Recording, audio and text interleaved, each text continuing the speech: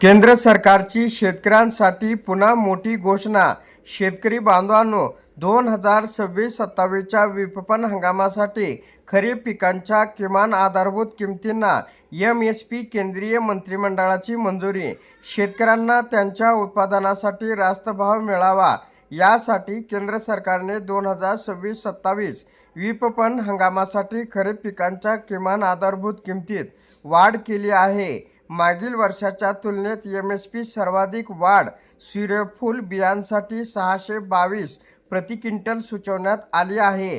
त्याखालोखाल कापूस 557 प्रति quintal, कारळे Niger seed 515 प्रति क्विंटल आणि तीळ 500 प्रति क्विंटल असल्याचं या ठिकाणी सांगण्यात आलेलं आहे. आता सविस्तर अपडेट आपण पुढे पाहूया, म्हणून हा व्हिडिओ आपण शेवटपर्यंत पहा.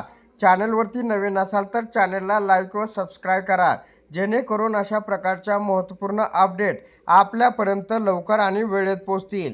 स्क्रीनवरती आपण पाहू शकता, विपणन हंगाम सन 2026-27 साठी खरीप पिकांची किमान आधारभूत किंमत म्हणजे MSP. केंद्रीय मंत्रिमंडळाने विपणन हंगाम 2026-27 साठी 14 खरीप पिकांच्या किमान आधारभूत किमतीत हमीभाव वाढ करण्याची मान्यता या ठिकाणी देण्यात आलेली आहे.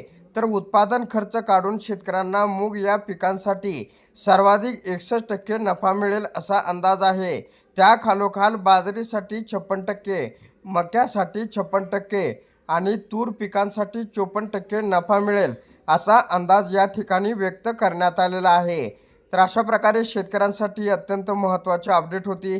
अशा प्रकारच्या महत्त्वपूर्ण अपडेट जाणून घेण्यासाठी आताच आपलं टेक मराठी रघु यूट्यूब चॅनलला जास्तीत जास्त शेअर व सबस्क्राईब करा.